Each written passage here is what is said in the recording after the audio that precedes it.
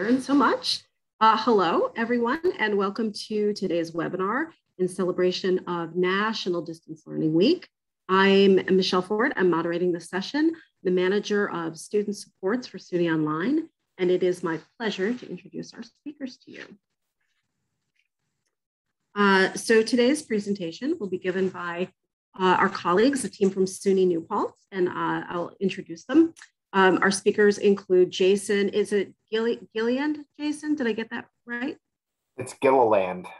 Gilliland, got it. Director of Veteran and Military Services, thank you for helping me out with that.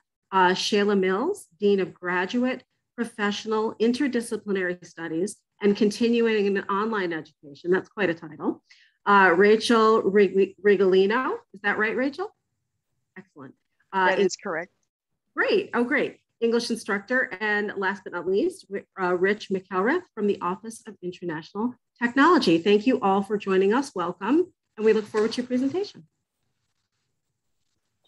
Well, thank you very much. With that introduction, I will not reintroduce everyone, but we're going to start now with Shayla, who will give us a kind of overview, a big picture overview of our campus and the project. Does everyone see my screen? Okay. And somehow I've lost my ability to mute myself. I'm sure it will be just fine.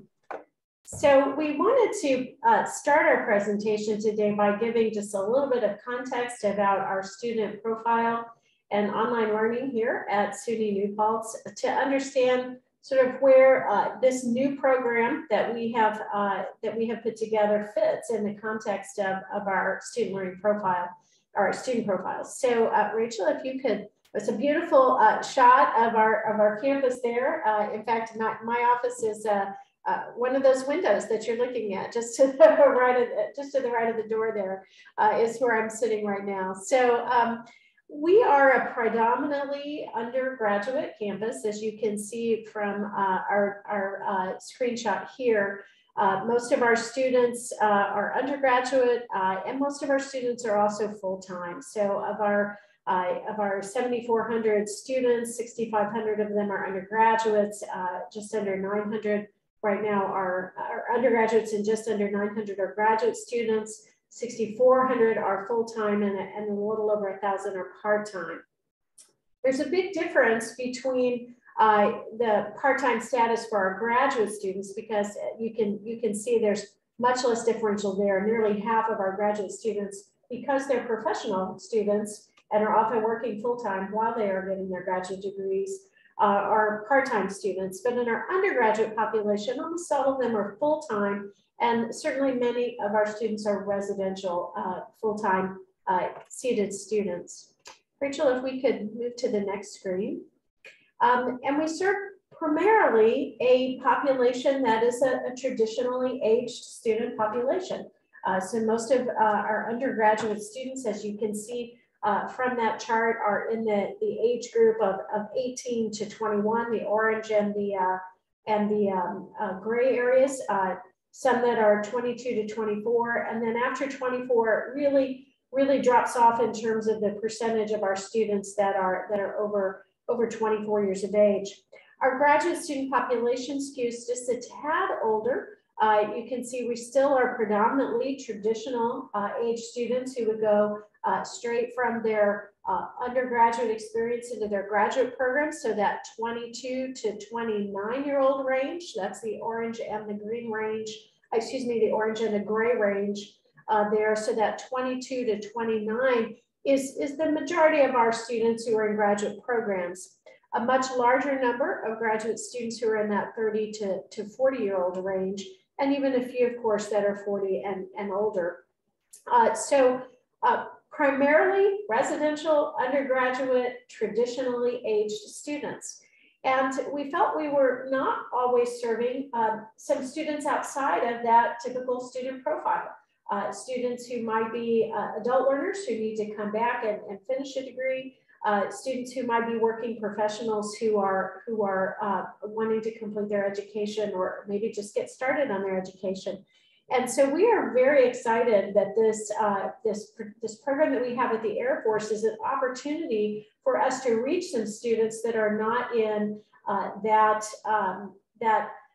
traditional residential undergraduate population that we have always served. So we are very excited about this new student population and this program that we've been able to create. And we can move on to the next slide. We have primarily served students in a seated capacity, but as you can, as we all know, we had to make a pivot to online learning during COVID-19. And so you can see here in our chart the drastic shift. In fall of 2019, we only had 148 fully online sections, both fall and spring combined, only 148 online sections and just under 200 hybrid sections for the whole year in terms of what we had scheduled. So it was a pretty serious pivot for us in spring of 2020 when suddenly all of our campuses, all of our classes on campus had to make a pivot to online learning. In fall of 20 and spring of 21, you can see then that we had, really had to move in a completely different direction with 2,700 online sections and 480 hybrid sections. This fall, we have returned to a more typical, somewhat more like what we had in the past with predominantly seated course offerings. But you can see we have not returned to the very low numbers that we had prior to COVID.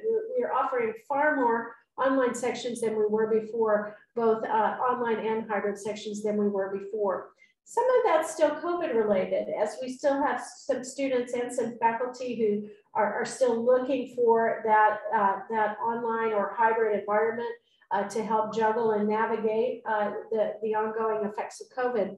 But some of it is a realization on our part that we have some student populations for whom this online or hybrid format really is the preferable format for them. It really meets their needs. It allows them to continue their education or begin their education while still working and doing some other things. And this Air Force program is certainly one of those. And we are really delighted to be able to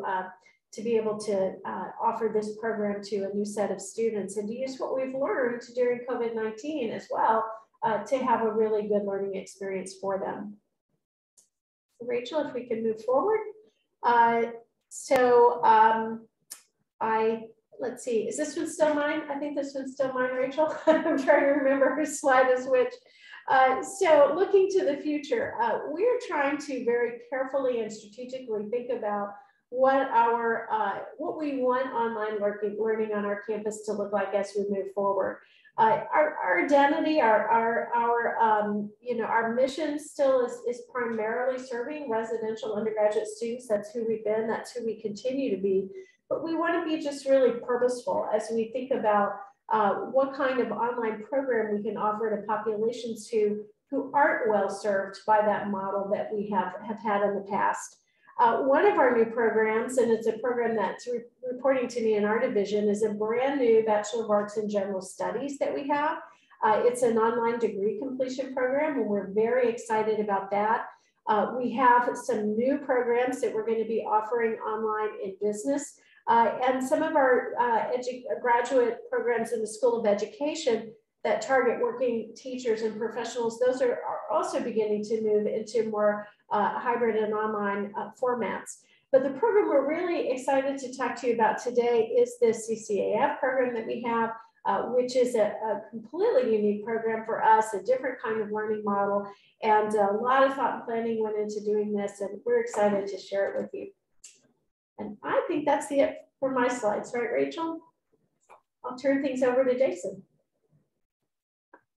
Good morning, everyone. Thanks, Shayla, for that lead-in.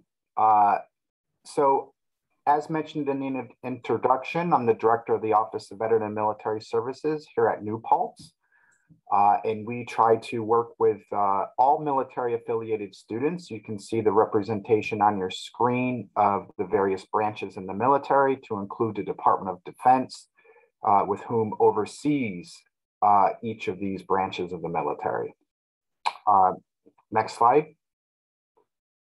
My role as the sort of manager of this office is to assist all military affiliated students with everything from recruiting them all the way through graduating them. We've also developed a number of initiatives to help with postgraduate employment, working with military-friendly employers, working with our Campus Career Resource Center, things like that.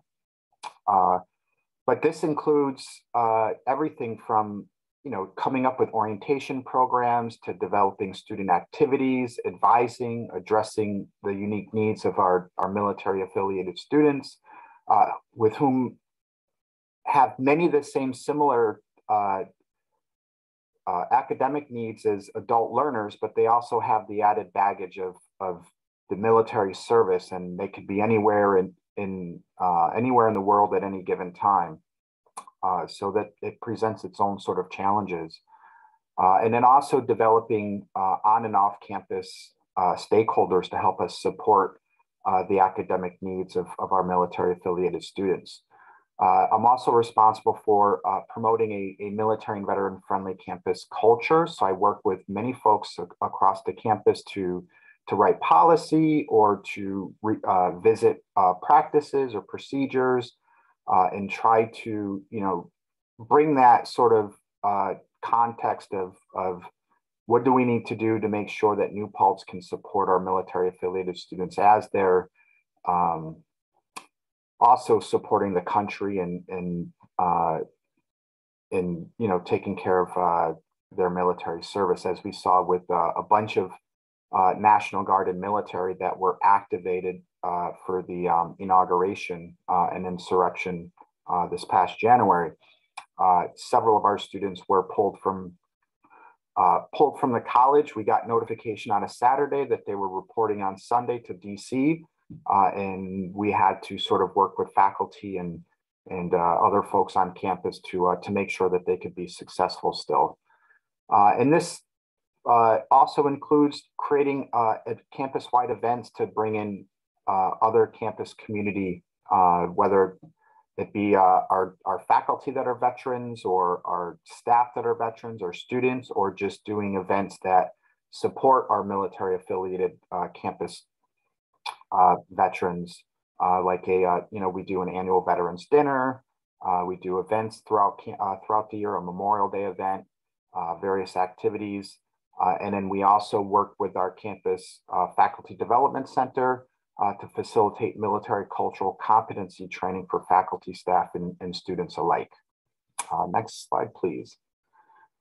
What Shayla mentioned about bringing on the CCAF program, we're currently in our very first semester with our first cohort this fall 2021 semester, and we're doing this in collaboration with our next door neighbors, the 105th Air Wing, which is part of the Air National Guard. They're in our backyard. We've been working with them for the past 5 years, from conception to implementation, to get this program off the ground. And it was based off of their needs assessment, coordination followed between us and them. And then we had to, over the years, collaborate between academic planning and learning, the academic deans and chairs, faculty like Rachel, the instructional support like Rich, student accounts, admissions, and of course my office, and some other folks like the registrar and financial aid, to sort of not only build the infrastructure for this course, but also you have to think about the billing of the students, the faculty that are going to be selected, the specific courses that are going to be offered, and then how are we going to support them as they sort of apply and get into the program. Then we had to go out and recruit the students and then assist them with application into the program. We had to write a specific application. We used an in-house application that we developed with our Office of Admissions. Then we had to course advise them. And then now we're currently providing the student support so that they're academically successful. As we saw in one of Shayla's previous slides, the age range with our military students really do play a factor.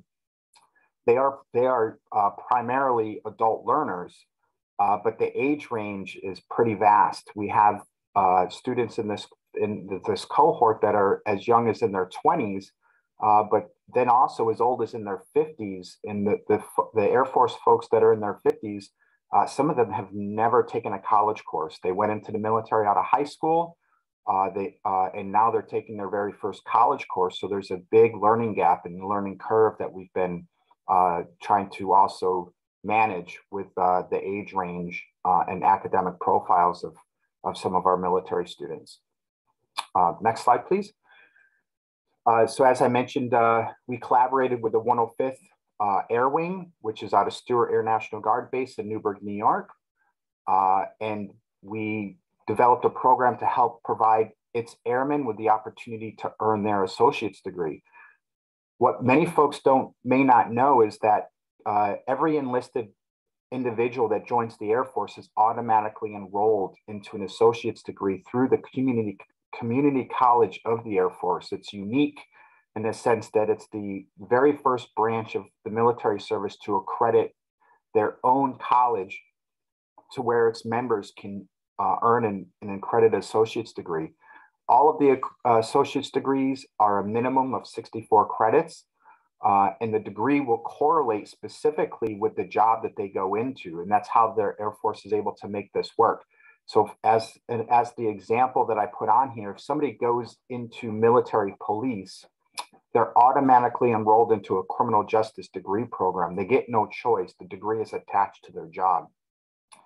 But the caveat is 15 credits of that 64 but should come from a civilian college, or they can CLEP out of those exams or those courses as well. So it was a good opportunity for us to be able to offer those 15 credits that they need for their degree program. Next, please. This is pulled out of their course catalog. Here's what their GE requirement looks like, those 15 specific credits. They have to have a minimum of 6 credits in communication, which is broken down into English comp or oral communication, and written communication. So what the chart here that you see is you can actually take 2 English composition courses as long as they're not duplicative and get your 6 credits that way, or you can take 1 English composition and oral communication, which is also known as public speaking. And then what's nice about that is that then it does not have to be sequential. So we opted to do the English comp with the public speaking course so that we can interchange the sequence in which we offer those courses without running into some major issues. Then they must have 3 credits in mathematics, 3 credits in a social science, and 3 credits in a humanities course.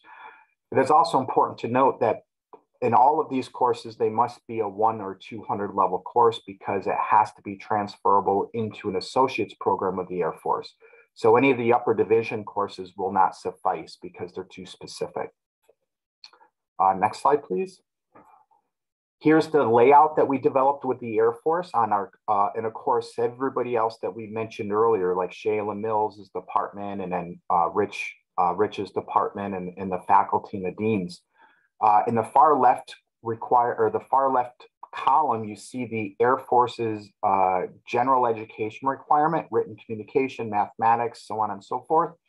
We worked with the Air Force's community college to figure out which of our courses would meet their requirements. So you can see the next column, the courses that we're offering. And then here's where we really took some time to strategize with the Air Force to make sure that we are offering courses that will meet the needs of the Air Force. The Air Force folks, we have to remember, they sort of, as we mentioned before, they can be anywhere in the world at any given time, but they still need to do these courses in order for them to earn their degree. So we had opted to go with their recommendation with an asynchronous model that allows them the flexibility of not being tied into a specific schedule, but rather they can have a window of time to complete their module requirements, which has been very successful and very helpful. Each of them are also 3 credits. And then another recommendation from the Air Force was offering the courses in an accelerated format. So we took our 15-week term and we opted to go with 7-week part of terms, so that you're only taking 1 course at a time, because again, they have to juggle their full-time workload, and we did not want them to also have to manage the 6-credit coursework on top of that. So again, it was a lot of back and forth over a number of years of sort of identifying the needs, and the answer to this was we offer the first half of the term a 7-week course, and then the second half of the term, or otherwise known as part of term 3, the second course, that they can focus just on 1 course at a time. Next, please. And now I'll turn it over to the next presenter. Thank you. Hi, that would be me. I'm Rich, and I work over in the Office of Instructional Technology. So I'm going to talk about providing faculty support. That's one of the things that we do here in the office. We're also assisting Shayla's area in helping with policy, procedures, implementation of courses and degree programs. And then we always welcome any other department that would like to have a course initiative or degree initiative like Jason's area to help support that.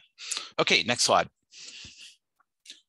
So for the training and providing support, we had to think a little bit about our demographics, and we relied on Jason's knowledge and his expertise in helping us understand who the learners were on the other side of the screen. So by doing that, then we talked about how the courses should be run, and that was a factor with designing some of these courses. Some of our subject matter experts were considering different modalities. So there was an exchange, and we had to figure out what was really best for our demographics, and we did switch over to an asynchronous format, and that did stall the project just a little bit. And we had to find the right faculty who was willing to support that and work within that modality. But we basically used the military demographics to make data decisions. And then we decided that all the courses would be asynchronous across the board. This way they were all the same modality, and they didn't differ, and they worked within the structure of the request of the Air Force. So we all needed to be on the same page, and this was very helpful for us. So we had a small informal planning team that would kind of discuss the needs and wants of the Air Force folks.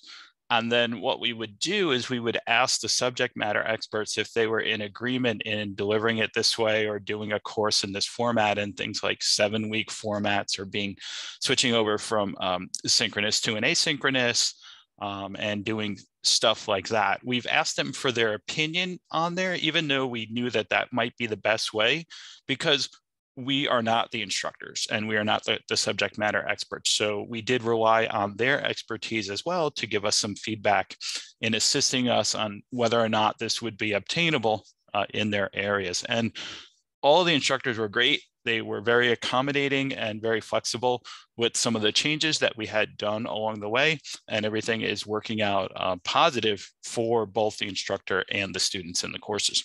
Okay, next slide. What we did is we used our existing training process. So this is how we train our faculty. We have a series of 4-month self-paced modules with in-person and online check-ins. So what this means is that we've developed all these modules, and the folks that are in development go in and they work at a pace, and then we give them milestones and check-in sessions. We also give them a pre-formatted course shell, and this helps expedite and reinforces what we say in the development training. So what we say in development is actually represented in the course shell. And for this particular piece, we knew that all the courses needed to navigate the same, look the same, and function the same. This would be very important for folks to be very respectful of their time. And as Jason talked about, their schedules might not be the same as our traditional learners.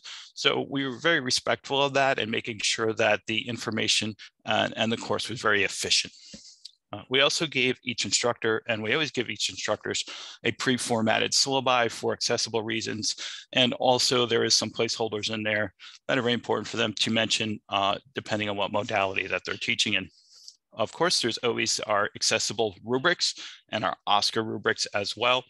And we always do this for, it's like a three-prong approach. We use this in development, the faculty uses it in their self-review, and then we use it to vet or approve the courses that go through online. So all the subject matter experts, when we started this piece here, we're in the same cohort, and we felt that recently, as we've been doing development, we've tried to group people into cohorts that have similarity, either being from the same department or might be teaching in the same modality or might be teaching in the same term. So we try to find some common ground for all of them together. So these folks, they were all developing together, and we met 6 times over a 4-month period.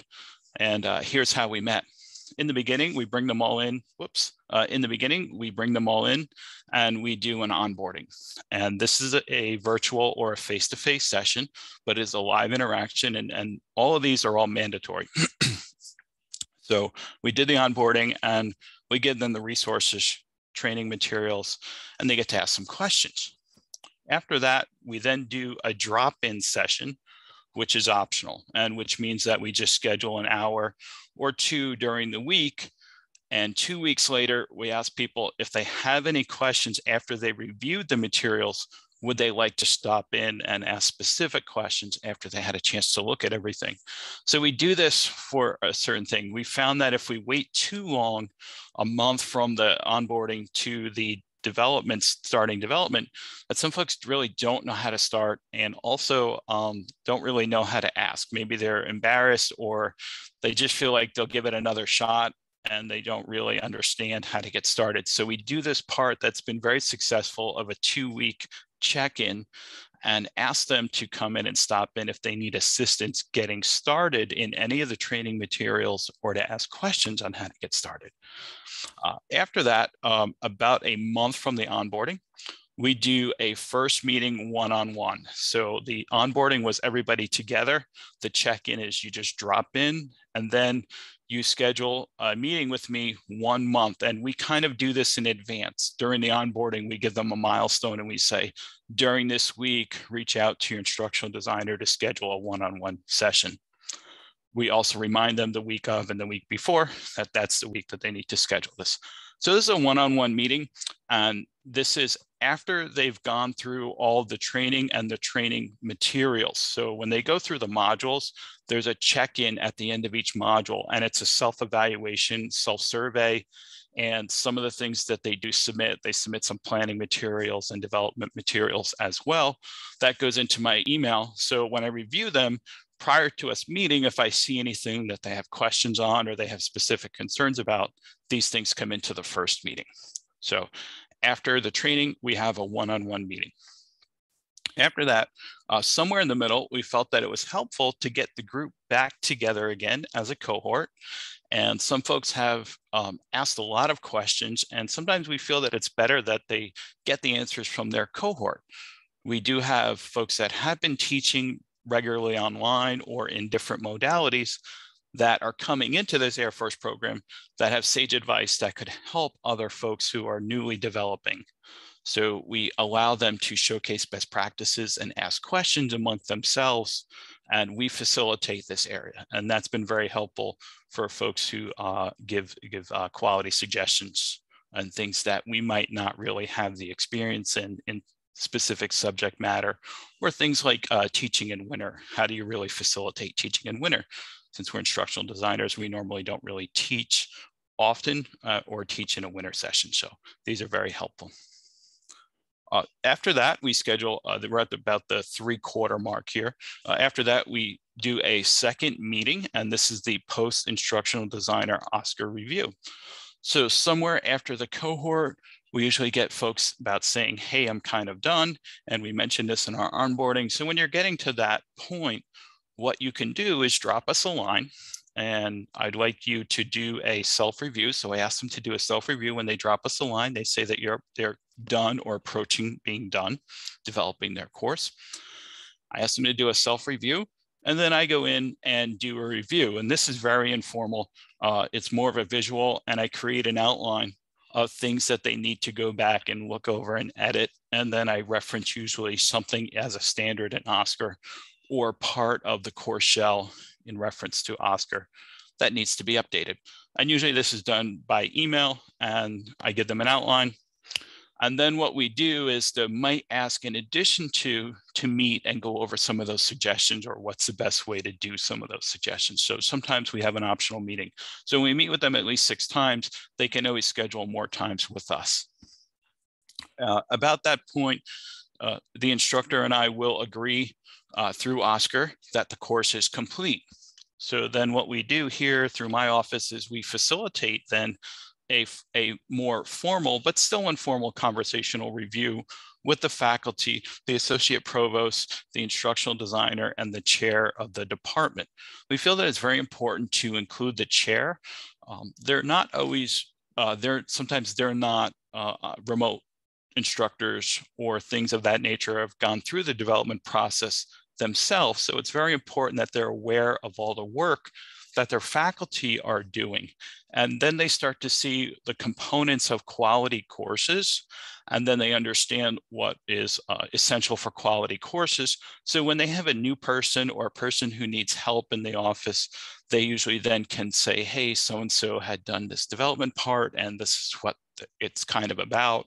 These are the directions and the direction that we'd like to go in. This is what you should do. You can talk with them, or you can go over to OIT and meet with them and talk about teaching online. So very important for the chair to be involved in that. So, okay, I'm going to do the next slide. Training faculty and providing support. This is my last slide. Who needs to be at the planning table from the beginning? Well, you should have all of your stakeholders. So we relied very much on Jason's expertise. So we definitely needed to understand who were our veterans and military personnel that were going to be in this course. You also need a sponsor somewhere on your campus that's championing and assisting, getting it through all of the appropriate channels when you're putting a course or degree online. So our Office of Continuing and Online Education, that was Shayla's area.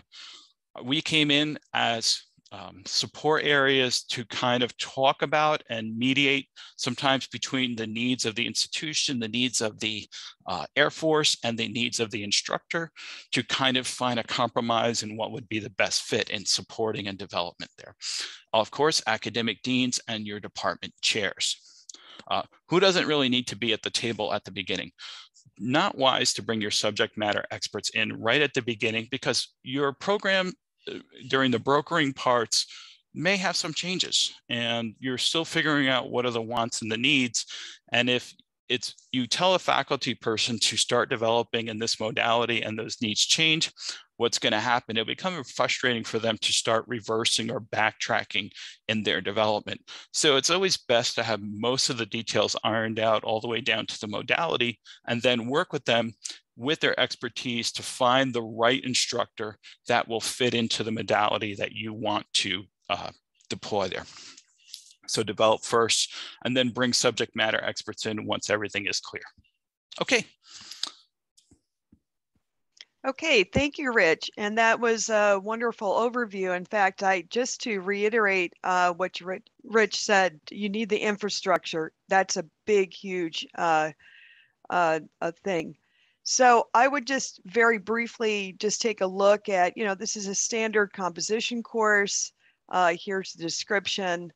And it fulfills, it does not fulfill a GE for us, but it is the first semester course that many students take. Now, when I thought about this fall 2021 course was the first time since I believe I offered this course in like 2000 years ago. I mean, in the year 2000. And that was probably the last time we offered it online at all. And this was the first time, of course, to compress it into a 7-week schedule. So as Rich described, I went through this faculty development, which was extremely valuable. Even though I've been teaching online since 1999, what the OIT had put together for us was absolutely first rate. So we were together as a cohort going through this development. I was able to use already existing units that I luckily had created back in summer 2020 in anticipation of this 7-week course. We didn't offer it then because of COVID and so forth.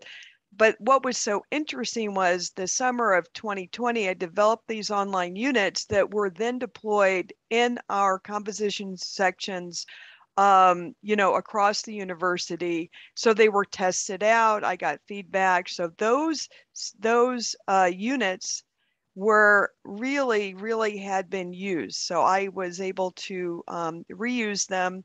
I made revisions to them. I corrected them. I got some feedback on it. Now, of course, when compressing the schedule, those of you who have taught courses that require revision, many of our courses do, writing where you go from a draft to peer critique and revision, I needed to build that into the schedule. That's a very important part of composition. And then my students had to learn these tech tools, Blackboard, Nomia, and HawkSites, because we require an e-portfolio at the end of Comp 1. So those were, kind of special considerations.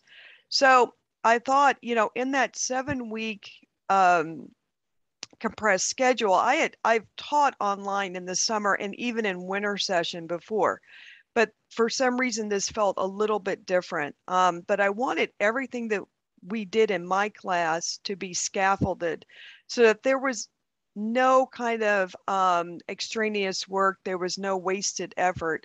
Everything that a student completed would then tie into a larger project and lead to this e-portfolio creation.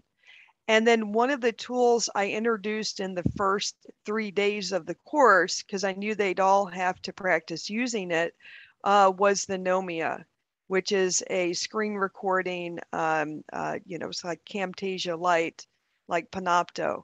So I introduced that early on. So anyway, so 2 things. There was no kind of extra added work. Everything tied into it, built into what they were doing, their big projects. And I introduced one of the tools very early, the Nomia. So one thing I felt was important for all the students, whether they be military or they be students, the traditional age students, was this commitment. I felt there's a way I need to almost create a contract with them, a promise to them that they could do this course. However, they needed to do every assignment and to do it, build in. And I said, if you commit yourself to completing each module and unit when it's due, it's going to work. I had full faith it would work, but I wanted to transmit that to them in a positive way. So, and here's just a quick look at how the OIT, how Rich had us lay this out. I thought it was, it's kind of self-explanatory, but this was, putting in the timeline, putting in the estimated time. This was so helpful to all of the students, both military and, our traditional students. So quickly moving on, when I put this, it's a small group of students, but when I looked at this, I thought this is really interesting. We had in my course, we had a really nice mix of students. You see the Air Force students. I had some commuter students that were not first-year students, so they were maybe slightly older. I did have my commuter students who were first year, and here are my traditional residential students. And I had a student from China taking the course. This was a great mix. I just have to say they were super successful. They exceeded my expectations, actually. I was really concerned about this course. Like, is this going to work? And they all stepped up with the exception of one person who just never signed into the course. they really stepped up. So it worked really well. I was very surprised. So just really quickly, some things, observations that come out of it is to, looking at the first year students, the traditional age students, I wanted them to understand the compressed schedule. I sent out emails to them. I mean, all the students. So 1 or 2 students did drop, and that was probably wise. But one of them we were in week 3 and the student said, oh, this is compressed anyway. So sending the syllabus early, because again, this is a mixed class with different students in it. And then backed up by a welcome video and explaining this contract with them, that everything they did was valuable and would tie into the major assignments for the course. So this was super important. I wanted to keep those 18, 19-year-olds in the course. I really didn't want them necessarily to just give up and drop. So some other things that were so important, I created little short videos at least 3 times a week. I had the students, they did not do a lot of interacting with one another because we had only 7 weeks, but that first introductory video seemed to be really helpful. We all it gave the students a sense of who were in the class. The end of term virtual presentations also kind of reinforced this, who's there. And then I don't know how many other instructors did this, I did require 2 virtual meetings, and I was meeting with my student in China at very bizarre times, but so I could connect with them. So this is all about it, video and virtual meetings. I thought they were important. And then here are some e-portfolios created by 2 students who allowed me to share them. They are both Air Force students. And to reinforce what Jason said, the Air Force students ranged in age from, I think one person was in their early to mid 20s, all the way up to the late mid 50s. So here's one person who says that this gives this kind of history, but as Jason's saying, it's been 10 years plus since I've been in school. This person never took a college course before and was really nervous about it. So, and he did quite well. So anyway, I just thought, it was great having the students in the course, the older students. Those of you who teach in community colleges are totally used to this, but I haven't taught at a community college, so it's so nice. Here's another student who is works in a fire department, and just an exceptional student. And here he is, talking about he's building on this very, very competent person, bringing in, all of them brought in kind of what they had been doing in the Air Force. So I have very positive things basically to say about my particular course. I hope that as we continue to do this, that it turns out that this is a very good, my good experience, I hope, will continue. And that this is not an anomaly in any way, that the students were able to, I think, learn from each other, even though they interacted maybe 1, 2, 3, 4 times this semester, but it went very well. So, and I will be quiet, and I think we have a little time for questions, kind of. Yeah, Rachel, there's a question in the chat for you there. If you want, I can read it. Yeah, so I really was very sensitive to that, Brenda. I was really reached out to the ones, especially if there were people that seemed to be falling behind. I reached out to them I'm going to stop sharing my screen. I made a point to reach out to those students. And I am really happy that all but one, you know, managed to finish out the course. So.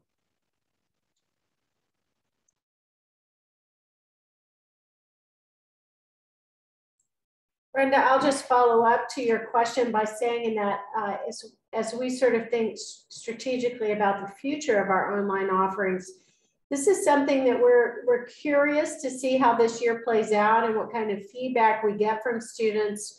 I served at a previous institution that offered a lot of these first half, second half compressed courses during the semester online, aimed particularly at non-traditional students. And my previous institution, which was not in New York, it was in Kansas, had a lot of success with this format because they found that a lot of adult learners liked that. They maybe wanted to get 6 credit hours in a semester, but it was just easier for them to focus on one course at a time and to be able to put all their energy in that course and then move on to the second course. So we thought this might be a good format for these Air Force students, but we are curious whether it will prove to be a good format for some other students as well. And I'm also going to be interested to see whether some of our, because a fair number of the students were our regular seated students who were taking this course with Rachel.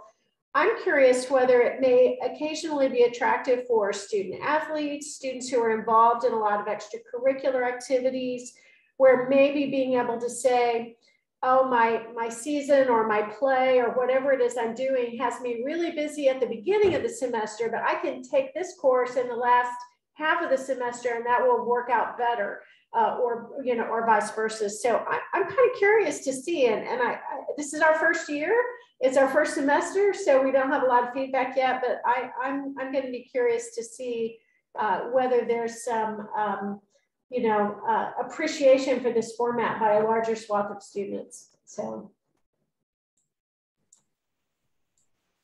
I just want to jump in and thank you, New Paltz colleagues, for a really, really, I just read an article, you shouldn't use the word really, it sounds inauthentic, but I really mean this.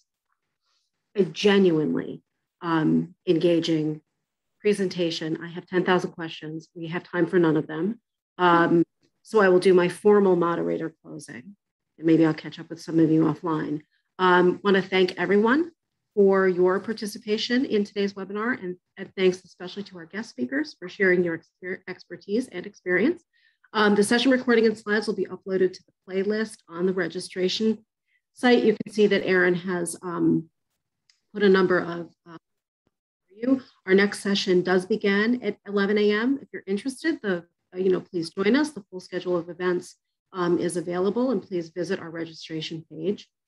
We would also appreciate your feedback. We take seriously the surveys and feedback we receive from our colleagues.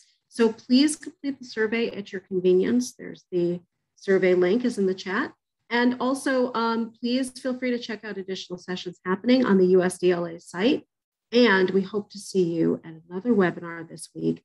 Thank you all so much. Thank you, New Paltz, and have a great day, everyone. Thank you. Thank you all. Thank Bye-bye. you. Bye. Bye.